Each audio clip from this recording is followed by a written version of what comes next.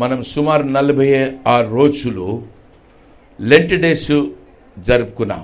ఆ తర్వాత good Friday, next Easter, ఈ విధంగా జరిగినటువంటి గడిచిన సమయాన్ని బట్టి దేవుని స్తుతిస్తున్నాను.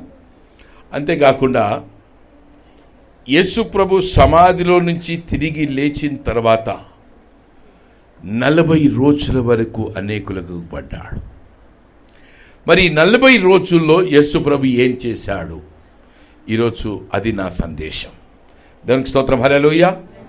ఒకవేళ మీరు ఎవరైనా రాసుకుంటే రాసుకోండి, బైబిల్ చూస్తే తెరిస్తే తెరవండి, నేను చెప్పే వచనం చదవండి. దేవుని యొక్క వాక్యాన్ని సూటిగా మనం వినాలని నేను ఆశపడుతున్నాను. బైబిల్లో జాగ్రత్తగా గమనించండి. నేను ఒక 7 పాయింట్స్ చెప్తున్నాను. యేసు ప్రభు సమాధిలో నుంచి తిరిగి లేచిన తర్వాత ఆయన చేసినటువంటి సంఘటనలు చాలా ఉన్నాయి. 40 రోజుల వరకు అనేకులకు కనబడ్డాడు యేసు ప్రభు. ఆ 40 రోజుల తర్వాత ఆరోనుడై వెళ్ళిపోయాడు. 10 రోజులు సంఘమంతా ఏక మనసుతో ఏకాత్మతో 120 మంది ప్రార్థన చేయగా 50వ రోజు పరిశుద్ధాత్ముడు దిగి వచ్చినట్టుగా బైబిల్ వాక్యం సెలవిస్తుంది. దేవునికి స్తోత్రం, హల్లెలూయా. ఈ 40 రోజుల్లో చాలా సంఘటనలు జరిగాయి. నేను జస్ట్ ఈ మాట చెప్తున్నాను చూడండి. యేసు ప్రభు తిరిగి లేచిన తర్వాత 40 రోజులు అనేకులకు పడ్డాడు అన్నారు. మీరు ఇంటికి వెళ్ళిన తర్వాత మత్తయి స్వార్త, మార్కు స్వార్త, లూకా స్వార్త, యోహాను స్వార్త ఇవి చదవండి. లాస్ట్ అధ్యాయాలు, ఆ లాస్ట్ అధ్యాయాల్లో ఏం రాయబడిందంటే యేసు ప్రభు లేచిన తర్వాత చేసిన సంఘటనలు కనబడుతున్నాయి. దాంట్లో చాలా సంఘటనలు ఉన్నాయి. కానీ నేను ఒక 7 సంఘటనలు ఈరోజు మీకు జ్ఞాపకం చేయాలని ఆశపడుతున్నాను. ఎందుకంటే నేను మొన్న ఈస్టర్ రోజే చెప్పాను, మీకు ఎంతమంది గుర్తుందో లేదో నాకు తెలియదు. ఒకవైపు వర్షిప్ పాటలు, ఒకవైపు సంఘ ఆరాధన, మరొక వైపు దేవుని యొక్క వాక్యం. ఈ 3 సమపాలనలో ఉండాలా. అంటే ప్రతి ఆదివారం ఒక 2 గంటలు లేక 3 గంటలు మనం దేవుని సన్నిధిలో గడుపుతున్నామంటే 1 గంట ఖచ్చితంగా పాటలు ఉండాలా. 1 గంట ప్రార్థన, బైబిల్ రీడింగ్, లేకుంటే అనౌన్స్మెంట్స్, లేకపోతే సాక్ష్యాలు చెప్పడం, 1 గంట అది ఉండాలి. నెక్స్ట్ ఖచ్చితంగా మినిమం 45 నిమిషాలు వాక్యం ఉండాలి. దేవునికి స్తోత్రం, హల్లెలూయా. ఎందుకో తెలుసా? వాక్యం వింటూ ఉంటే ఏమొస్తుందండి? విశ్వాసం వస్తుంది. వాక్యం వింటూ ఉంటే విశ్వాసం వస్తుంది. దేవునికి స్తోత్రం, హల్లెలూయా. ఒకవేళ ప్రార్థన చేస్తూ ఉంటే ఆశీర్వాదం వస్తుంది. ఒకవేళ పాటలు పాడుతూ ఉంటే దేవుని అభిషేకం వస్తుంది. దేవునికి స్తోత్రం, హల్లెలూయా. ప్రియులారా, అన్నీ కూడా సమపాలంగా మనం గ్రహించాలనేది నా ఉద్దేశం. సో ఈరోజు నేను 45 నిమిషాలు వాక్యం చెప్పబోతున్నాను. ఓకే, జాగ్రత్తగా వినండి. చాలా ప్రాముఖ్యమైనటువంటి మాటలు రాయబడినాయి. మొట్టమొదటి మాట నేను చెప్తున్నాను 7లో. ఒకటి మత్తయి సువార్త 28వ అధ్యాయంలో ఒక చిన్న పోర్షన్ ఉంది. నేను అదంతా చదవట్లే కానీ చెప్తున్నాను. 11వ వచనం నుండి 15వ వచనం వరకు. అమ్మ చదవక్కర్లేదు, నేను చెప్తున్నాను, జాగ్రత్తగా వినండి.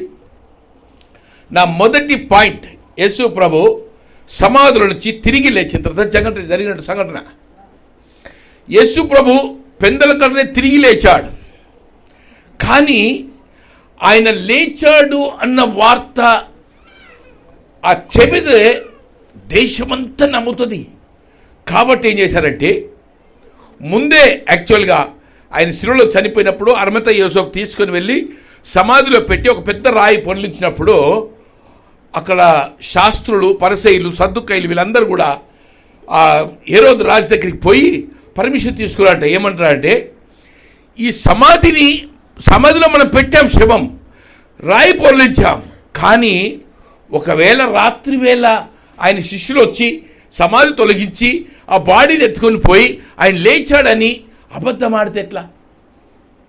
అందులో ఆయన బ్రతికున్నప్పుడే ఒక మాట చెప్పాడు, ఏంటంటే నేను 3వ రోజు తిరిగి లేస్తానని చెప్పాడు. దేవుని స్తోత్రం, హల్లెలూయా. అంటే అప్పుడు ఏమైంది తెలుసా? ఆ శాస్త్రులు పరిసయ్యులు రాజు దగ్గరికి పోయి పర్మిషన్ తీసుకొని కొంతమంది భటులంటే పోలీసు వారు, ఇప్పుడున్నటువంటి పోలీసు వారు తీసుకొచ్చి కాపలా పెట్టారట. దేవునికి స్తోత్రం, హల్లెలూయా. అయితే జరిగిన సంగతి అంటే కాపలా ఉన్నారు 3 రోజులు 3 రాత్రులు 3 పగళ్ళు సమాధి దగ్గర కాపలా ఉన్నారు. ఆయన శిష్యులు మాత్రం రాలే, ఒక్క శిష్యుడు కూడా రాలే. మీరు జాగ్రత్తగా వినండి, వాక్యం ఇది. 11 మంది శిష్యులు కూడా మేడగదిలో ఉండి తలుపులు వేసుకొని భయంతో, యేసు ప్రభు చనిపోయాడు పాతిపెట్టామన్న భయంతో దాక్కొని ఉన్నారు. ఒక మాటలో చెప్పాలండి, వాక్యం నమ్మలే, సరిగా దాక్కొని భయపడిపోయి ఉన్నారు, యూదులకు భయపడ్డారు. కానీ జరిగించినట్టే యేసు ప్రభు చెప్పిన విధంగా 3వ రోజు తిరిగి లేచాడు. హల్లెలూయా. అయితే లేచిన తర్వాత జరిగిన సంఘటన అంటే మీరు ఇంటికి వెళ్తారు, చదువు మత్తయి సువార్త నేను చదివిన 28వ అధ్యాయంలో 10 నుంచి 15వ వచనం వరకు రాయబడింది. ఏంటంటే వారు కాపలా ఉన్నవారు తిరిగి వచ్చి ఈ శాస్త్రులు పరిశీలికి చెప్పినట్టు, అయ్యా మేము నిద్రపోయామో మాకేమో తెలియదు కానీ ఆయన లేచాడు. దేవునికి స్తోత్రం, హల్లెలూయా. ఆయన లేచాడంటే ఆ బంట్రోతులు చెప్పిన మాటకి శాస్త్రులు పరిశీలి సద్దుకాయలు ఏం చెప్పారంటే, చూడండి మీకు జీతం ఎంత వస్తుందో మాకు తెలియదు కానీ లంచం ఇస్తాం ఎక్కువ. ఈ లంచం తీసుకొని మీరేం చెప్పాలి తెలుసా, ఆయన శిష్యులు వచ్చి రాత్రి వేళ దొంగతనంగా ఎత్తుకొని పోయారు ఆయన అని చెప్పండి అన్న. బైబిల్లో రాశాడు ఒక మాట అండి, 15వ వచనం నేను చదువుతున్నాను చూడండి. అప్పుడు వారు ఆ ద్రవ్యము తీసుకొని తమకు బోధింపు ప్రకారం చేసి ఈ మాట యూదుల్లో వ్యాపించి నేటి వరకు ప్రసిద్ధమైనది. దేవునికి స్తోత్రం, హల్లెలూయా. అంటే ఏం తెలుసా, మీరు ఇజ్రాయెల్ దేశం వెళ్ళండి, బహుశా క్రిస్టఫర్ వెళ్ళాడు, నేను వెళ్ళాను, ఇంకెవరు వెళ్ళారో నాకు తెలియదు, కానీ ఇప్పటికి కూడా యేసు ప్రభు సమాధి ఇది కరెక్ట్గా అని చెప్పే స్థలం లేదు. ఇప్పటికి కూడా కొన్ని అనుమానాలు ఉన్నాయి. ఏం తెలుసా, ఆయన శిష్యులు ఎత్తుకొని పోయారు కానీ ఆయన లేవలేదు. ఇప్పుడు బైబిల్ రాశాడండి, యూదుల్లో వ్యాపించి నేటి వరకు ప్రసిద్ధమైనది. దేవునికి స్తోత్రం, హల్లెలూయా. ఎంతమందికి అర్థమవుతుంది? దేవునికి స్తోత్రం, హల్లెలూయా. అంటే యేసు ప్రభు సమాధిలో నుంచి తిరిగి లేచాడు, కానీ దాన్ని కూడా శాస్త్రులు పరిసయ్యులు సద్దుకాయలు వీరందరూ కూడా ఏం చేశారంటే మనుషుల్ని తప్పుతోవ పట్టించడానికి గాను, దాన్ని అబద్ధంగా క్రియేట్ చేయడానికి గాను లంచం ఇచ్చి మరీ చెప్పించారు. లంచం ఎందుకు ఇస్తారండి జనరల్గా?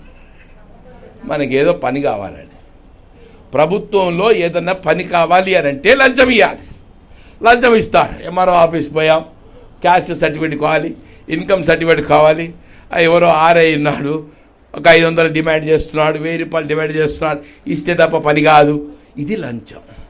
కానీ ఇక్కడ లంచం ఎందుకు ఇచ్చారు తెలుసా? అబద్ధం ఆడడానికి లంచం ఇచ్చారు. దేవునికి స్తోత్రం, హల్లెలూయా. ఇది మొదటి పాయింట్ అండి. చాలా ప్రాముఖ్యమైనటువంటి పాయింట్స్ నేనైతే సిద్ధం చేశాను. ఇక 2వ పాయింట్ చూద్దాం. యేసు ప్రభు తిరిగి లేచిన తర్వాత 40 రోజుల్లో ఆయన చేసిన కార్యాల్లో 2వ పాయింట్ ఒకటి నేను చెప్తున్నాను. ఏంటో తెలుసా, ఆయన 11 మంది శిష్యుల్లో ఒక శిష్యుడు, ప్రాముఖ్యమైన శిష్యుడు ఉన్నాడు. ఆయన పేరేంటండి? పేతురు. ఈ పేతురు మిగతా శిష్యులతో అంటున్నాడు, యేసు ప్రభు చనిపోయాడు తిరిగి లేచాడు అంటున్నారు, ఏమో ఇక నాకైతే అటు ఇటు ఉంది పరిస్థితి, నా పరిస్థితి బాగాలేదు, నేనేమనుకుంటున్నా అంటే మరలా పోయి చేపలు పట్టుకుంటా. అంటే ఏంది? 3.5 సంవత్సరాల క్రితం పేతురు, యోహాను, యాకోబు వీళ్ళందరూ కూడా చేపలు పట్టుకునే బిజినెస్ చేస్తూ వాళ్ళ కుటుంబాలని జీవింపజేస్తున్నటువంటి పరిస్థితుల్లో యేసు ప్రభు వారిని పిలిచాడు. పేతురు, నువ్వు నాకు కావాలి రావయ్యా అంటే వాళ్ళని విడిచిపెట్టి, కుటుంబాన్ని విడిచిపెట్టి, బిజినెస్ని విడిచిపెట్టి యేసు ప్రభుతో కూడా 3.5 సంవత్సరాలు తిరిగాడు పేతురు. దేవునికి స్తోత్రం, హల్లెలూయా. ఆయన చేసిన కార్యాలన్నీ చూశాడు. యేసు ప్రభు శిలువలో చనిపోయాడు, పాతి పెట్టబడ్డాడు, తిరిగి లేచాడు, అన్నీ తెలుసు పేతురుకి. కానీ పేతురు ఆ శిష్యులతో ఏమంటున్నాడు తెలుసా, నేను మరలా చేపలు అంటే నా బ్యాక్ స్టేజ్కి వెళ్ళిపోతాను అంటున్నాడు. పిల్లరా, యేసు ప్రభు తిరిగి లేచాడు అని అంటేనే విశ్వాసం. ఒకవేళ ఆయన లేవలేదనుకో ఇంకా బైబిల్ అవసరం లేదు. ఒకవేళ ఆయన లేవలేదనుకో మన విశ్వాసం అవసరం లేదు. ఒకవేళ ఆయన లేవలేదనుకోండి అసలు క్రైస్తవ జీవితమే లేదు, ఒక మాటలో చెప్పాలంటే. కానీ పేతురే పట్టున్నాడంటే నేను తిరిగి చేపలు పడుతున్నాడు. ఇంకొక యాకోబు, ఇంకొక ఆయన శిష్యులు వచ్చి, అయ్యా ఇంక మేము కూడా వస్తాం చేపలు పట్టినగా. పోయారు, రాత్రి అంతా చేపలు పట్టారు, ప్రయత్నం చేశారు, కానీ ఒక్క చేప కూడా మా పెందల కడనే తిరిగి ఒడ్డుకొచ్చారు. అలసిపోయారు, రాత్రంతా చేపలు వేట చేసి ఒక్క చేప పడలేదు. ఒడ్డుకొచ్చి చూస్తే ఎగ్జాక్ట్లీ యేసు ప్రభు ఒడ్డున నిలబడున్నాడు. దేవునికి స్తోత్రం, హల్లెలూయా.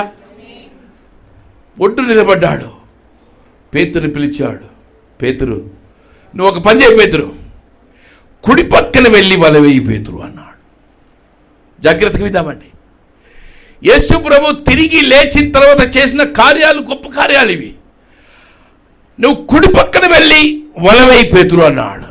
అప్పుడు యోహానుకు అర్థమైంది, పక్కనున్న యాకోబుకు అర్థమైంది, ఈయన యేసు ప్రభు. దేవునికి స్తోత్రం, హల్లెలూయా. గట్టిగా చెప్దాం, హల్లెలూయా. అర్థమయ్యి పేతురుకు చెప్తున్నాడని పేతురు మరలా పోయాడు. ఆయన చెప్పిన మాట ప్రకారం చేద్దాం అనుకున్నాడు. ఇక్కడ ఒక చిన్న సంఘటన జ్ఞాపకం చేస్తానండి, జాగ్రత్తగా విందాం. ఏంటో తెలుసా, పేతురు బిజినెస్ ఏంటంటే చేపలు పట్టడం. ఏ టైంలో చేపలు పట్టడానికి వలేస్తే చేపలు పడతాయో పేతురుకు బాగా తెలుసు. అంట్లు తోమే వారికి ఎంత ఫాస్ట్గా అంట్లు తోమాలో తెలుసండి. వంట వండేవారికి ఎంత ఫాస్ట్గా వంట వండవచ్చో తెలుసండి. చికెన్ మటన్ వండేవారికి ఇంకెంత ఫాస్ట్గా వండాలో తెలుసండి. ఒకవేళ కార్ 2-వీలర్ డ్రైవ్ చేస్తున్నాడు, అందరికీ రాదు, వచ్చిన వాడికి మాత్రం ఎంత ఫాస్ట్గా డ్రైవ్ చేయాలో తెలుసండి. అంటే నీవు చేసే పని ఏది ఉందో ఆ పనిలో నీకు నైపుణ్యత ఉంది, నువ్వు చేయగలవు. ఆ చేసే పని పర్ఫెక్ట్గా తెలుసు నీకు. నేను ఈ మాట మాట్లాడుతుంటే నీవేం పని చేస్తావో నీకు తెలుసు. దేవునికి స్తోత్రం, హల్లెలూయా. నేనేం పని చేస్తానో నాకు తెలుసు. నీవు చేసే పనిలో నీకు శ్రద్ధ ఉంది, నీవు చేసే పనిలో నీకు ఒక నమ్మకం ఉంది, నీవు చేసే పనిలో నేను కరెక్ట్గా చేస్తానని ఒక కాన్ఫిడెన్స్ నీకు ఉంది. పేతురు కూడా తెలుసు ఏ టైంలో వలేస్తే చేపలు పడతాయి, ఏ వైపు వలేస్తే చేపలు పడతాయి. పేతురుకు బాగా తెలుసు. కానీ రాంగ్ టైంలో యేసు ప్రభు చెప్తున్నాడు ఏం తెలుసా, నువ్వు కుడివైపుకి వెళ్ళి ఇప్పుడు వల వేయి అన్నాడు. అప్పటికే తెల్లవారుతుంది. అంటే బహుశా రాత్రులు చేపలు సముద్రంలో పైకి వస్తాయేమో నాకు తెలియదు. రాత్రులు చేపలు పట్టనికి పోతారు జాలర్లు, ఏమండి. కానీ పేతురు తిరిగి వచ్చాడు, చేపలు పట్టి పట్టి పట్టి అలసిపోయి ఒక్క చేప పడలేదు. దేవుని ఆజ్ఞ లేదు, అంతే, ఒక్క చేప పడలేదు. తిరిగి వచ్చాడు, అలసిపోయి చెమట తుడుచుకొని ఉంటున్నాడు బహుశా. అప్పుడు ప్రభు మాట్లాడుతున్నాడు, నువ్వు కుడివైపు వెళ్ళి వలయ్యా. సరిగ్గా ఎందుకైనా మంచిది మాట చెప్తాడు కదా, పోయి వేద్దాం అనుకున్నాడు. సడన్గా వల వేశాడు. వల పిగిలిపోయే లాగలేని పరిస్థితుల్లో చేపలు పడ్డాయి. దేవునికి స్తోత్రం, హల్లెలూయా. బైబిల్లో రాసాడిందా సార్, 153 చేపలు దాంట్లో ఉన్నాయట. దేవునికి స్తోత్రం, హల్లెలూయా. అంటే ప్రభు లేచిన తర్వాత చేస్తున్న కార్యాల్లో ఇది రెండవదండి. నేను రెండవదిగా జ్ఞాపకం చేస్తున్నాను. పేతురు వెళ్ళాడు, వలేశాడు, వల పిగిలిపోయి చేపలు పడ్డాయి. పేతురు దిగొచ్చి ఆయన కాళ్ళ మీద పడ్డాడు. ప్రభు నువ్వు తిరిగి లేచావు, నేను నమ్ముతున్నాను. దేవునికి స్తోత్రం, హల్లెలూయా. గట్టిగా చూద్దాం, హల్లెలూయా, హల్లెలూయా. ప్రియులారా, నాకు బాగా ఇష్టమైనటువంటి కొన్ని మాటలు నేను జ్ఞాపకం చేయాలని ఆశపడుతుంటున్నాను. మొదటి కొరింథీ రాసిన పత్రికలో ఒక 2 మాటలు ఉన్నాయి, జాగ్రత్తగా గమనించుదాం. 3వది ఒక సంఘటన అండి, నేను జ్ఞాపకం చేస్తున్నాను. యేసు ప్రభు సమాధిలో నుంచి తిరిగి లేచిన తర్వాత జరిగిన సంఘటనలో ఒక గొప్ప సంఘటన, జాగ్రత్తగా గమనించుదాం. మొదటి కొరింథీ 15వ అధ్యాయం నేను చదువుతున్నాను, 3-4 వచనాలు. నాకు ఇయ్యబడిన ఉపదేశమును మొదట మీకు అప్పగించుతామనగా, లేఖనముల ప్రకారం క్రీస్తు మన పాపల నిమిత్తము మృతి పొందెను, సమాధి చేయబడును, లేఖనముల ప్రకారము 3వ దినమున లేపబడును, ఆయన కేఫాకును తర్వాత 12 నీకు కనబడను. అటుపిమ్మట 500కు ఎక్కువైన సహోదరులకు ఒకే సమయమందు కనబడను. వీరిలో అనేకులు ఇప్పటి వరకు నిలిచినారు, కొందరు నిద్రించిరి. తర్వాత ఆయన యాకోబుకును, అటు తర్వాత అపోస్తలుకందరికీ కనబడను. అందరికీ కడపట కాలమందు పుట్టినట్టున్న నాకును కనబడను. దేవునికి స్తోత్రం, హల్లెలూయా. ఈయన ఎవరు తెలుసా అండి?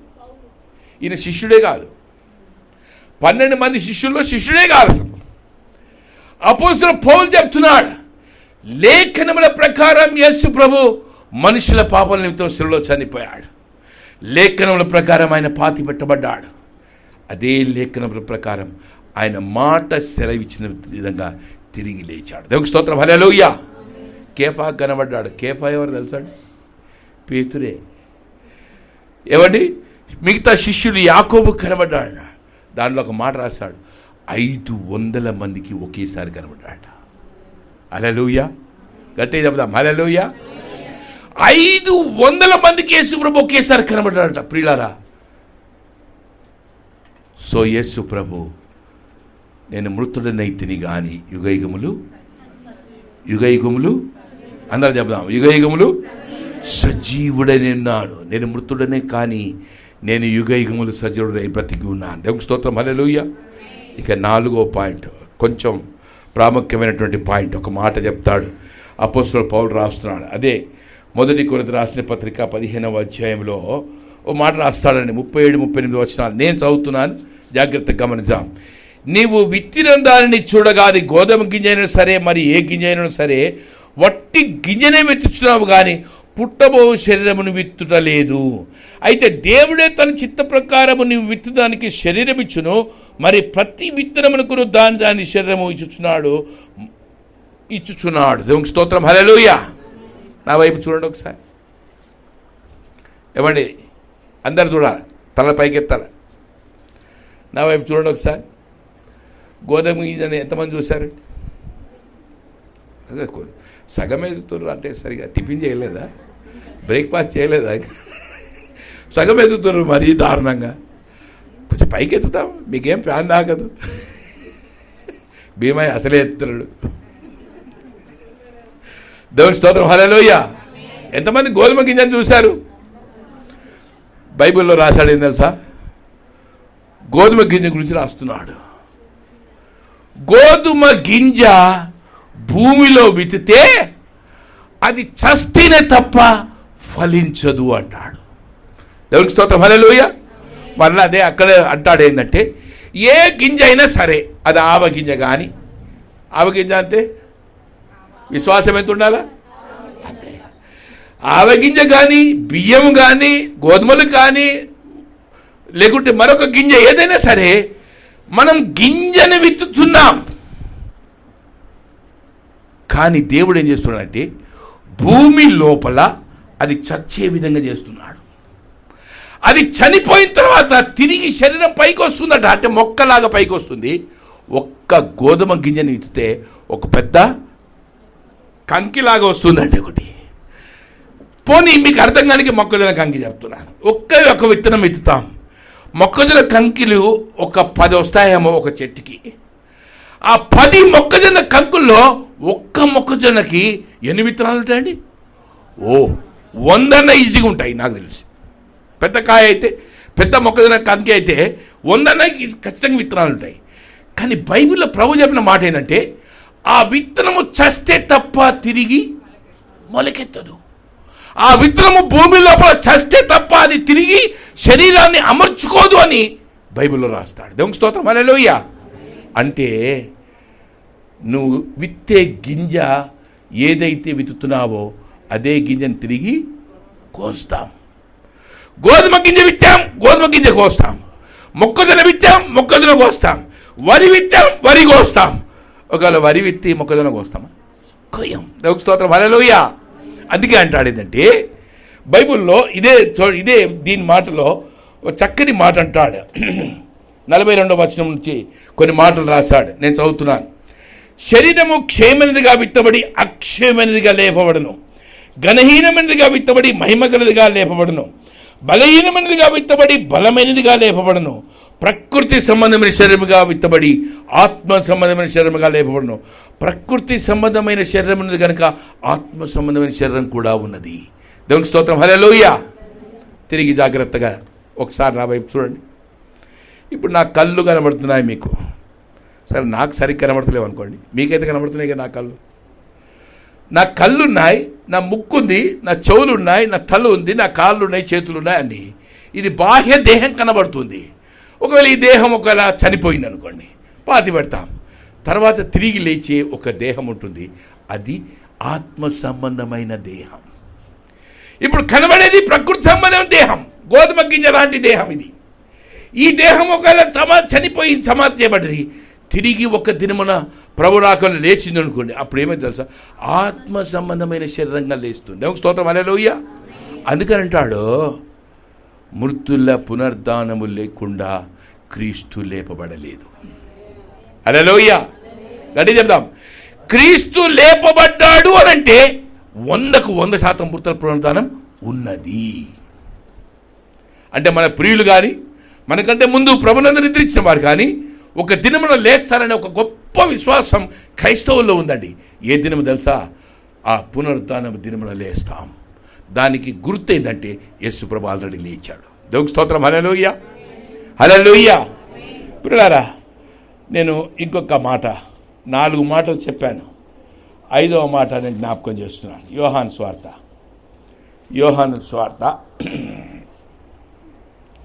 మీరు తర్వాత చదవండి. 20వ అధ్యాయంలో ఈ మాటలు రాయబడినాయి. జస్ట్ 5వ వచనం, 5వ పాయింట్ నేను చెప్తున్నాను, జాగ్రత్త గమనించండి. యేసు ప్రభు సమాధి నుంచి తిరిగి లేచాడు. మరియా, మార్తా, ఈ విధంగా స్త్రీలు కొంతమంది చూశారు వెళ్ళి. ఆయన తిరిగి లేచాడు, ఓకే. శిష్యులందరూ కూడా ఆలోచన చేస్తున్నారు, నిజమే ఆయన చెప్పినట్టుగా లేచి ఉంటాడులే అనుకుంటున్నారు. పేతురు, యోహానులు అయితే సమాధి దగ్గరికి వెళ్ళి చూద్దాం ఎందుకైనా మంచిదని సడన్గా సమాధి దగ్గరికి వెళ్ళారు. చూస్తే జరిగిన సంగతి ఏంటంటే రాయి పొర్లించబడింది, సమాధిలో శవం లేదు, ఆయన తిరిగి లేచాడనే సంగతి అర్థమైపోయింది. ఆ శిష్యులు వెనక్కి వచ్చి మిగతా శిష్యులకి మేడగదిలో చెప్పారు, యేసు ప్రభు 100% చెప్పినట్టుగా లేచాడు. దేవునికి స్తోత్రం. హల్లెలూయా. దాంట్లో ఒక శిష్యుడు ఒక మాట అంటున్నాడండి. తోమా ఏమంటున్నాడు తెలుసా? నేను ఆయన ప్రక్కలో నా వేలు పెట్టి చూసి ఆయన గాయాల్ని నేను తాకి చూస్తే తప్ప నేను నమ్మనే. ఓ మై గాడ్. దేవునికి స్తోత్రం. హల్లెలూయా. అంటే యేసు ప్రభు తిరిగి లేచాడు అనే సత్యాన్ని లోకమంతా నమ్ముతుంది, కానీ ఆయనతో పాటు 3.5 సంవత్సరాల తోమా ఏమంటున్నాడంటే, నేను ఆయన ప్రక్కలో వేలు పెట్టాలి, ఎందుకంటే ప్రక్కలో బల్లెపోటు పొడిచారు, అక్కడ ఒక గుంట ఉంది, ఆ గుంటలో చేయి పెట్టాలి నేను ఆయన ప్రక్కలో. ఆయన చేయి చాస్తే ఆయన చేతికి సిలగొట్టారు చూస్తుందా, ఆ చేతి లోపల ఆ రంధ్రం ఉంటుంది, ఆ రంధ్రంలో నేను వేలు పెట్టి చూసి ఆయన లేచాడని నమ్ముతాను, అప్పటి వరకు నమ్మనన్నా. దేవునికి స్తోత్రం. హల్లెలూయా. పిల్లారా, జాగ్రత్తగా గమనించుదాం. మేడ గదిలో 11 మంది శిష్యులు ఉన్నారు, తలుపులు కిటికీలు అన్నేసి ఉన్నాయి. ఎప్పుడైతే తోమా ఈ మాట తన మనస్సులో సందేహించాడో, యేసు ప్రభు ఆలోచన చేశాడు, ఏదంటే డెఫినెట్గా తోమాకి నేను కనపరుచుకోవాలి. తలుపులు కిటికీలు అన్నీ వేసి ఉండగా లోపలికి ఎంటర్ అయ్యాడు. యేసు ప్రభు లోపలికి వచ్చాడు. కారణం ఏంటి తెలుసా? ఆయన ఫిజికల్ దేహములో లేడు, ఆయన శరీర సంబంధమైన దేహములో లేడు, సమాధిలో నుంచి తిరిగి లేచిన ఆత్మ సంబంధమైన దేహములో ఉన్నాడు. దేవునికి స్తోత్రం. హల్లెలూయా. అయినప్పటికీ ఆ కిటికీలు తలుపులు వేసి ఉండగా లోపలికి ఎంటర్ అయ్యాడు. శిష్యులందరూ లేచి నిలబడ్డారు, బహుశా తోమా కూడా లేచి నిలబడి ఉంటాడు. అయితే అందరు నమ్మారు, తోమా నమ్మలేదు. ఆ విషయం ప్రభుకు అర్థమైపోయింది. దగ్గరికి పిలిచాడు, తోమా దగ్గర రా అన్నాడు. నా ప్రక్కలో వేలు పెట్టి నా చేతిలో వేలు పెట్టి చూసి అవిశ్వాసివి కాక విశ్వాసివై ఉండు. దేవునికి స్తోత్రం. హల్లెలూయా. అంటే కొంతమంది విశ్వాసులే ఉంటారు, కానీ అవిశ్వాసాన్ని వ్యక్తపరుస్తూ ఉంటారు. అందుకని ప్రభు ఏమన్నాడంటే, నువ్వు దగ్గరికి రా, నా చేతుల్లో నీ వ్రేలు పెట్టు, నా ప్రక్కలో నీ వ్రేలు పెట్టి చూసి అవిశ్వాసివి కాక విశ్వాసివై నమ్ము అన్నాడు. దేవునికి స్తోత్రం. హల్లెలూయా. పేతురు దగ్గరికి వచ్చాడు. ప్రభు దగ్గరికి వచ్చి బహుశా పేతురు పెట్టుంటాడు. కానీ ఆ తోమ దగ్గరికి వచ్చి చూసి విలపిస్తూ ప్రభు దగ్గరికి వచ్చి పశ్చాత్తాపడి దగ్గరికి వచ్చి ప్రభు నన్ను క్షమించు అని ఉంటాడు బహుశా. కానీ ప్రభు చక్కని మాట చెప్పాడు. ఈ తోమా వల్ల మనకు ఒక మంచి ఆత్మ సంబంధమైనటువంటి సత్యం దొరికింది. ఏం తెలుసా? చూసి నమ్మిన వారి కంటే, గట్టిగా చెప్దాం, చూసి నమ్మిన వారి కంటే ఇప్పుడు చూసి నమ్మిన వారు ఎవరు? చూసి నమ్మిన వారెవరు? తోమా. చూడక నమ్మిన వారెవరు? Oh my God. దేవునికి స్తోత్రం. హల్లెలూయా. గట్టిగా చప్పట్లు కొడదాం. భయపడదాం. గట్టిగా చప్పట్లు కొడదాం అందరం. చూసి నమ్మిన తరం వారు. కానీ 2000 సంవత్సరాలు దాటిపోయింది. విశ్వాసముతో యేసు ప్రభు తిరిగి లేచాడనే సత్యాన్ని విశ్వసిస్తున్నాం, నమ్ముతున్నాం. చూసిందా? మనమే ధన్యులమాట. దేవునికి స్తోత్రం. హల్లెలూయా. హల్లెలూయా. 5 పాయింట్స్ చూసామండి మనం. ఇక 6వ పాయింట్ నేను జ్ఞాపకం చేస్తున్నా. వాక్యం మనం చదువుకున్నాం. అయినను పరిశుద్ధాత్మ మీ మీదికి వచ్చినప్పుడు మీరు శక్తి నందుదురు. దాంట్లో ఏమంటాడంటే శక్తి నందుదురు కనుక మీరు యెరూషలేములోను యూదయ సమరయ దేశంలో బూదిగంతల వరకును నాకు సాక్షులై ఉందురు. దేవునికి స్తోత్రం. హల్లెలూయా. జాగ్రత్తగా గమనిస్తా. ఒకసారి నా వైపు చూడండి. మృతులలో నుంచి తిరిగి లేచిన యేసు ప్రభు చెబుతున్న మాట, అయినను పరిశుద్ధాత్మ మీ మీదికి వచ్చినప్పుడు మీరు శక్తి పొందుతారు. శక్తి పొందినప్పుడు జరిగేసిందంటే యూదయ సమరయ గలిలయ భూదిగంతల వరకు మీరు నాకు సాక్షులుగా ఉంటారు. దేవుని స్తోత్రం. హల్లెలూయా. అంటే భూదిగంతల వరకు మనం సాక్షులుగా చేస్తున్నాడు ప్రభు. దేనికి సాక్షులం అండి? దేనికి సాక్షులం? ఒక్కటే ఒక మాట. ఈరోజు నువ్వు సాక్షిగా ఉన్నావు. ఈరోజు దేవుని నమ్ముతున్నావు, దేవుని మందిరానికి వస్తున్నావు, వాక్యం చదువుతున్నావు, ప్రార్థన చేస్తున్నావు, పాటలు పాడుతున్నావు, ప్రభు కొరకు జీవించాలని ఒక తృష్ణ నీ హృదయంలో ఉంది అంటే అది ఎందుకు తెలుసా? మృతులలోంచి లేచిన యేసుకు నేను సాక్షిని. దేవునికి స్తోత్రం. హల్లెలూయా. చనిపోయి సమాధిలో పాతబట్టిన యేసు ఆయన చెప్పిన ప్రకారంగా లేచాడడానికి రుజువేదంటే నేను చెప్పే సాక్ష్యం. దేవుని స్తోత్రం. హల్లెలూయా. గట్టిగా చెప్దాం. హల్లెలూయా. అంటే దేవుడు నీ పక్షంగా ఉన్నాడు. నీవు మృతులలో తిరిగి లేచిన యేసుకు సాక్షిగా ఉన్నావు. కాబట్టి ప్రభు అంటున్నాడు, ప్రియులారా, ఆయన మరణ పునరుద్ధానంలో పాలిభాగస్తులుగా మనం ఉన్నాం. దేవునికి స్తోత్రం. హల్లెలూయా. ఇక చివరి మాట చెప్పి నేను వాక్యాన్ని ముగిస్తాను. చివరి మాట మత్తయి సువార్త 28వ అధ్యాయం చివరి వచనం. చాలా చక్కని వచనం. మత్తయి సువార్త 28వ అధ్యాయం 20వ వచనం నేను చదువుతున్నాను. నేను మీకు ఏ ఏ సంగతులను ఆజ్ఞాపించుతునో వాటినన్నిటిని గైకొనవలనని వారికి బోధించుడి. ఇదిగో నేను యుగ సమాప్తి వరకు సదాకాలం మీతో కూడా ఉన్నానని వారితో చెప్పాను. దేవునికి స్తోత్రం. హల్లెలూయా. కట్టి చెప్దాం. హల్లెలూయా. హల్లెలూయా. నేను వాక్యాన్ని ముగిస్తబోతున్నాను 10 నిమిషాల్లో. చాలా జాగ్రత్తగా విందాం. బైబిల్లో ప్రభు చెప్తున్న మాట, యుగ సమాప్తి వరకు సదాకాలం నేను మీతో కూడా ఉంటాను. ఎప్పుడంటే యుగ సమాప్తి? ఎక్కడ జరగబోతుంది యుగ సమాప్తి? ఎన్నో సంవత్సరాలుగా ప్రకటించబడుతుంది యుగానికి అంతం రాబోతుంది అని. కనబడే ఆకాశం, కనబడే భూమి లయమైపోతాయని ప్రకటన గ్రంథంలో రాయబడినది. పంచభూతాలు లయమైపోతాయని బైబిల్లో రాయబడింది ప్రకటన గ్రంథంలో. ఇప్పుడు మనం చదువుకున్నాం ఒక చక్కని వాక్య పోర్షన్. ఆ పోర్షన్లో ఏం జరిగిందండి? యేసు ప్రభు సమాధిలో వచ్చి తిరిగి లేచిన తర్వాత 120 మంది, దాంట్లో 11 మంది శిష్యులు ఉన్నారు. వీరందరూ కూడా వారి కన్నులతో ఆయన్ని చూస్తూ ఉండగా ఆయన పరలోకానికి ఆరోహణుడై వెళ్ళిపోయాడు. దేవునికి స్తోత్రం, హల్లెలూయా. అంటే యేసు ప్రభు పరలోకానికి వెళ్ళిపోయాడు. కానీ వెళ్ళిపోయినప్పుడు ఇద్దరు దేవదూతలు ఆకాశంలో దిగి వచ్చి ఆ 120 మందికి ఒక మాట చెప్తున్నారు. ఏం తెలుసా? ఎందుకు గలిలయ మనుషులారా మీరు ఆకాశం వైపు తెరిచి చూస్తున్నారు?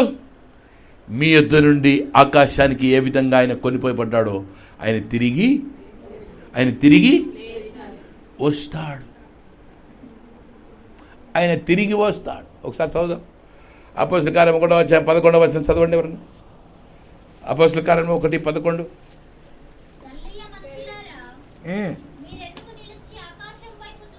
మీరెందుకు నిలిచి ఆకాశం వైపు చూస్తున్నారు? మీ యొద్ద నుండి పరలోకానికి చేర్చుకొనబడిన యేసే ఏ రీతిగా పరలోకానికి వెళ్ళాడో ఆ రీతిగానే ఆయన తిరిగి వచ్చునని వారితో చెప్పాను. దేవుని స్తోత్రం, హల్లెలూయా. గట్టిగా చెప్దాం, హల్లెలూయా. అంటే పరలోకానికి ఏ రీతిగా వెళ్ళిపోయాడు ఆయన, తిరిగి ఆ విధంగానే వస్తాడు అన్నాడు. ప్రియులారా, చాలా జాగ్రత్తగా విందాం. అందుకే బైబిల్లో రాస్తాడు ప్రభు, నేను మరలా వచ్చే వరకు యుగ సమాప్తి వరకు నేను మీతో కూడా ఉంటాను అన్నాడు. అంటే ఆయన ఇంకా రాలేదు. ఆయన చెప్పిన మాట ఇంకా నెరవేర్చబడలేదు. కానీ బైబిల్ ఏమంటుందంటే ఆయన త్వరగా రాబోతున్నాడు అంటుంది. ప్రకటన గ్రంథంలో స్పెషల్గా రాస్తాడు ఏంటంటే, ఇదిగో ఆయన మేఘారుడై రాబోతున్నాడు, ప్రతి నేత్రము ఆయనను చూచును, చివరికి ఆయన పొడిచిన వారు కూడా ఆయనను చూస్తారు. దేవుని స్తోత్రం, హల్లెలూయా. అంటే ప్రియమైన విశ్వాసులారా, నేను మాట్లాడాలంటే ఆయన యుగ సమాప్తి వరకు మనతో ఉన్నాడు. కానీ మనతో ఉన్నాడు కానీ ఆయన మాత్రం మరలా రాబోతున్నాడు అంటాడు. రెండు తేడాలు ఉన్నాయండి. దేవుని స్తోత్రం, హల్లెలూయా.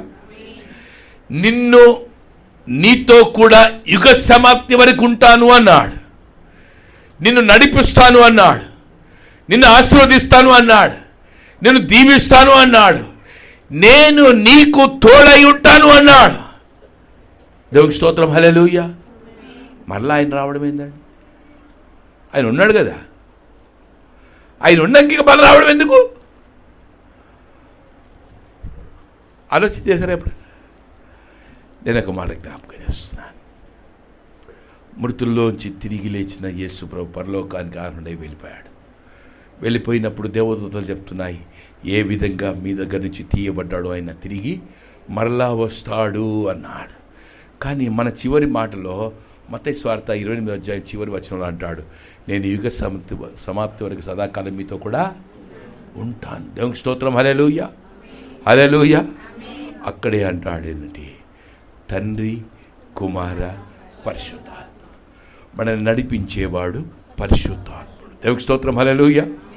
కుమారుడు వచ్చాడు, వెళ్ళిపోయాడు. తండ్రి శాశ్వత కాలం ఉన్నాడు. దేవుని స్తోత్రం, హల్లెలూయా. మనల్ని ప్రస్తుతం యుగ సమాప్తి వరకు నడిపించేవాడు పరిశుద్ధాత్మ దేవుడు. దేవుని స్తోత్రం, హల్లెలూయా. ఈ పరిశుద్ధాత్ముడు నడిపిస్తున్నాడు, ఈ పరిశుద్ధాత్ముడు సిద్ధపరుస్తున్నాడు, ఈ పరిశుద్ధాత్ముడు ప్రభు రాకడ కొరకు ఒక సంఘాన్ని సిద్ధపరుస్తున్నాడు. అది ఎత్తబడే సంఘం అని ఒక పేరు ఉంది దానికి.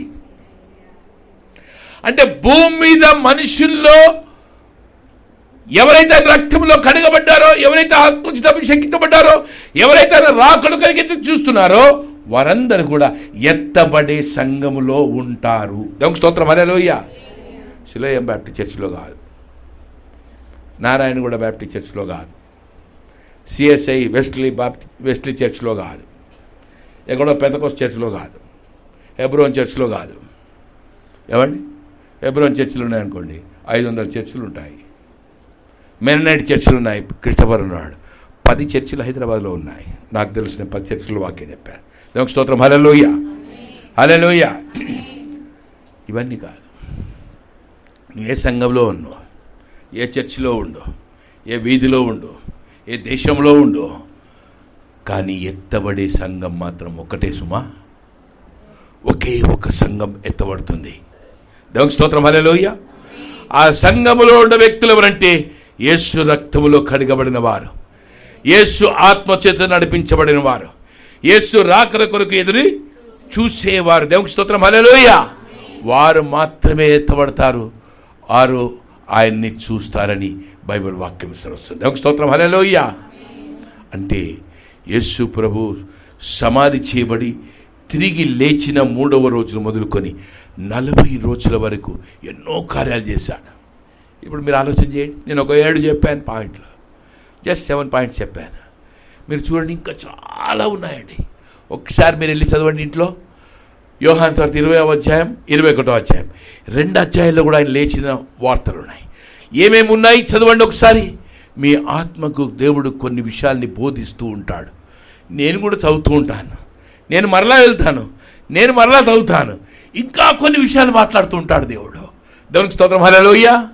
ఎందుకంటే వాక్యం అనేది సజీవమైనది. దేవుని వాక్యం సజీవమైంది. ఇది మనతో మాట్లాడుతుంది, మనకు బోధిస్తుంది, ఈ వాక్యం మనల్ని నడిపిస్తుంది. ప్రియులారా, ఈ యొక్క ఆదివారం దినమున నేను ఒక మాట జ్ఞాపకం చేస్తున్నాను. ఆయన లేచిన తర్వాత 40 రోజుల వరకు అనేకులకు పడ్డాడు, అనేక సంఘటనలు చేశాడు. వాటిని అన్నిటిని మనం గ్రహించాలని నా ఆశ, ప్రార్థన. పరిశుద్ధాత్మ దేవుడి కొద్ది మాటలు మనం వినికిడిలో దీవించి ఆశీర్వదించునుగాక. God bless you. చివరిగా మా కుమారుడు మోరిస్ మోజెస్ కొన్ని మాటలు గ్రీటింగ్స్ చెప్పి ఆ తర్వాత చివరి ప్రార్థన ఆయన చేస్తాడు. మన పరలోక ప్రార్థన ఆశీర్వాదంతో ముగించుకుందాం. హ్యాపీ సండే అందరికీ. ప్రభునామంలో అందరికి శుభములు. చిన్న మాట మీతో పంచుకుంటూ దేవుడు నా జీవితంలో చేసిన కార్యాన్ని దేవుని మహిమార్థంగా మీ ముందు ఉంచాలని, అదేవిధంగా ఒక ప్రార్థన విన్నపాన్ని కూడా మీ ముందు ఉంచాలని కోరుకుంటున్నాను. చాలామంది ఈ సంఘం నుంచి, మన సంఘం నుంచి బయట దేశానికి వెళ్ళిన వాళ్ళు ఉండొచ్చు. బయట దేశాల్లో పరిస్థితులు ఎట్లా అంటే, ఏ ఉద్యోగం అన్నా కావచ్చు, ఉద్యోగం చేస్తాం, 4 వారాలు సెలవు అనేది సంవత్సరంలో ఇస్తారు, యాన్యువల్ లీవ్ అనేది. అదేమి ఈ సంవత్సరంలో 10 రోజులు మిగిలితే వచ్చే సంవత్సరానికి కలుపుకోవచ్చు అనే రకంగా ఉండవు. కేవలం 4 వారాలు అంతే. అయితే నా జీవితంలో మాత్రం దేవుడు ఒక మహా కృపను బట్టి చక్కటి అవకాశాలు నాకు ఇచ్చాడు. మీ అందరికి తెలుసు, మీ అందరు ప్రార్థన చేస్తున్నారు. నా భార్య గర్భవతి అయి నేను వేరే దేశంలో ఉంటూ ఇంకా డిసెంబర్లో వచ్చి వెళ్ళాను. పోయిన సంవత్సరంలో వచ్చి వెళ్ళిన తర్వాత మళ్ళీ డెలివరీ టైంకి నేను ప్రార్థించుకొని నేను ఆశపడ్డాను ఏంటంటే, వీసా వచ్చేస్తే అక్కడికి రావచ్చు, అక్కడే అయితే ఒక వారం రోజులు సెలవు తీసుకున్నా కూడా మెయిన్గా నాకు నడుస్తుంది అన్న ఆలోచనలో నేను ఉండి ఉన్నాను. కానీ దేవుడి ప్రణాళిక, ఉద్దేశం వేరు. అద్భుతమైన రీతిలో ఇక్కడ ఉండడం, ఇక్కడ డెలివరీ అవ్వడం, కుటుంబం అంతా వారి తరపున మా తరపున అందరూ కూడా సంతోషించడానికి దేవుడు అవకాశం ఇచ్చాడు. నాకు ఇచ్చిన అవకాశం ఏంటంటే, నేను ఇంక ఇక్కడే అన్నప్పుడు 2 వారాలు లీవ్ పెట్టుకున్నాను. 2 వారాలు ఎలా అంటే, ఇంకా అప్రూవ్ చేయలేదు లీవ్.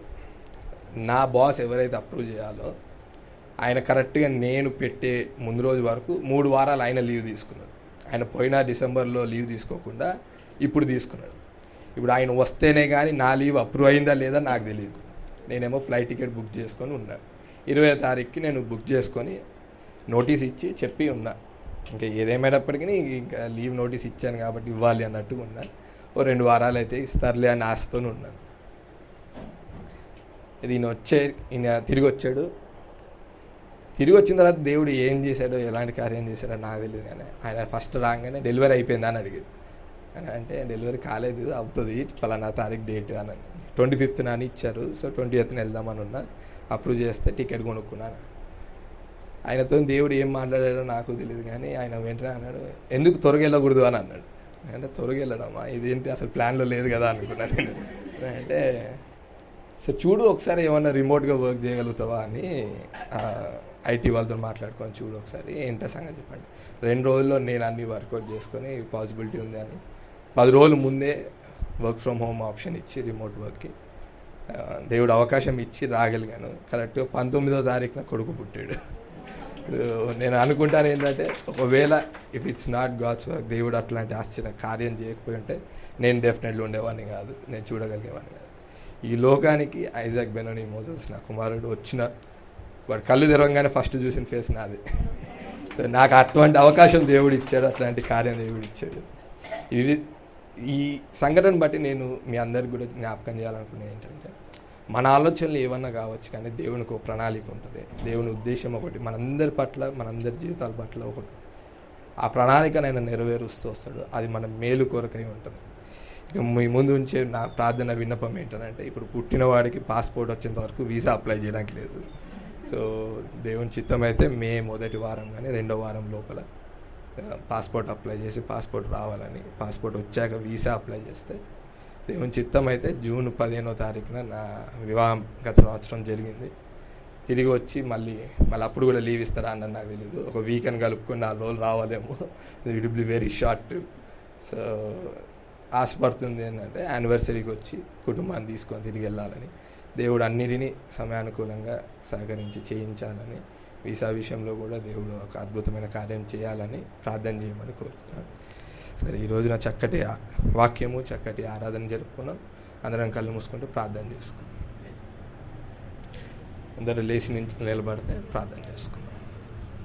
లేచి నిలబడి చివరి ప్రార్థన, పరలోక ప్రార్థన ఆశీర్వాదంతో కూర్చోండి.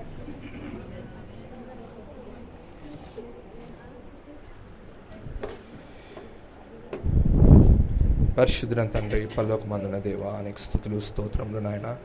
దేవా, ఈ ఆదివారపు దినంన తండ్రి మమ్మల్ని అందరినీ క్షేమంగా సజీవు లెక్కలో ఉంచి తండ్రి నాయన నీ సన్నిధికి వచ్చి దేవా నిన్ను స్తుతించి గణపరిచి నీ వాక్యంలో విని తండ్రి ధ్యానించుటకు నువ్వు ఇచ్చిన అద్భుతమైన అవకాశంను బట్టి నీకు స్తోత్రములు తండ్రి.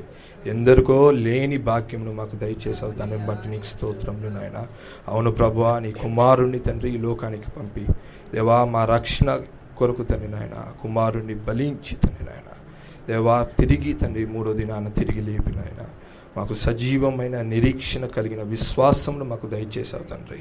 దేవా, క్రీస్తు తిరిగి లేని ఎడల తండ్రి, తిరిగి పునరుద్ధానుడు కాని ఎడల తండ్రి మా విశ్వాసమునకు అర్థం లేదు నాయన. కానీ తండ్రి ఈరోజు వినిన వాక్యంను బట్టి తండ్రి మా విశ్వాసము స్థిరమైనది, దృఢమైనది తండ్రి నాయన. దేవా, సజీవులుగా ఉంటూ తండ్రి నాయన, సజీవుడైన దేవుడు నీ వాక్యు సజీవమైనది తండ్రి నాయన. మా జీవితాల్లో అనువదించుకుంటూ, మా జీవితాలను మలుచుకుంటూ నీ వాక్యానుసారమైన జీవితంలో తండ్రి జీవిస్తూ దేవా ఈ లోకానికి తండ్రి భూదిగంపతుల వరకు తండ్రి నాయన నీకు సాక్షులుగా జీవింపచేయడం మా వలన కాదు నాయన, మానవులుగా తండ్రి అసాధ్యమైనది తండ్రి. కానీ నీ ఆత్మను మాలో నింపి అభిషేకించి తండ్రి, నీ ఆత్మ చేత నింపి నడిపించచ్చు, జీవింపచేయించినావు తండ్రి. నీ ఆత్మపై ఆధారపరచు తండ్రి నాయన, ఆదరణ పొందుతూ తండ్రి నాయన, బలమును శక్తిని పొందుతూ తండ్రి నాయన ఈ లోకాన్ని తండ్రి నాయన విసర్జించు.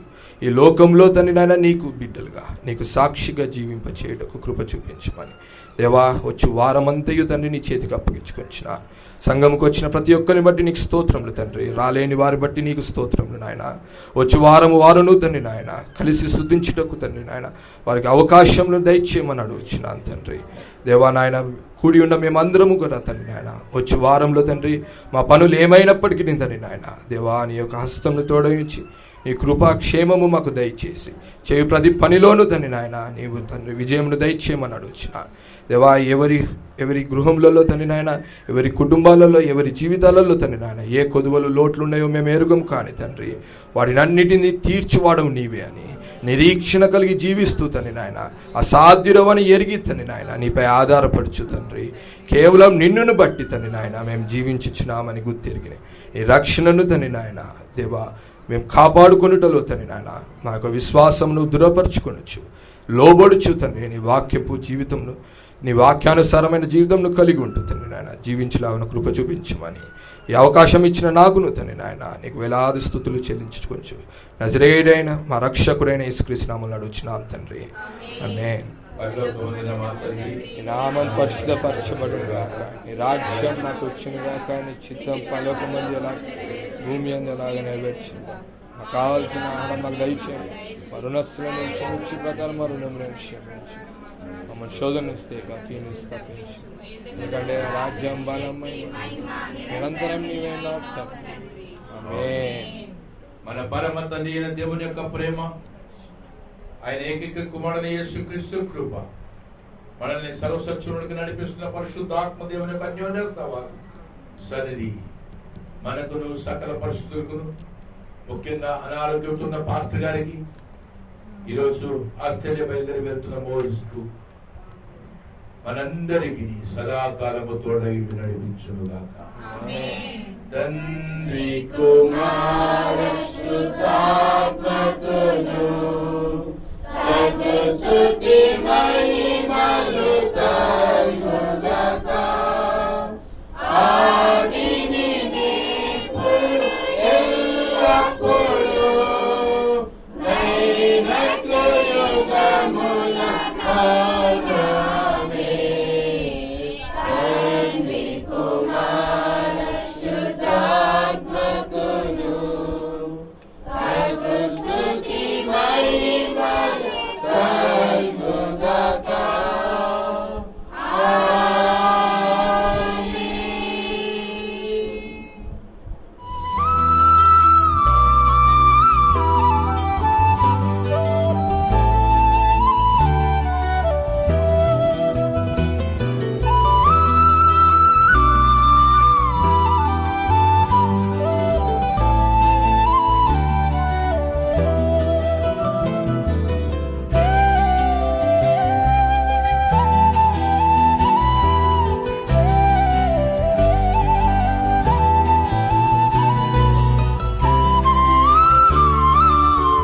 ఈ సందేశం నచ్చినట్లయితే లైక్, షేర్, సబ్స్క్రైబ్ చేసుకోండి.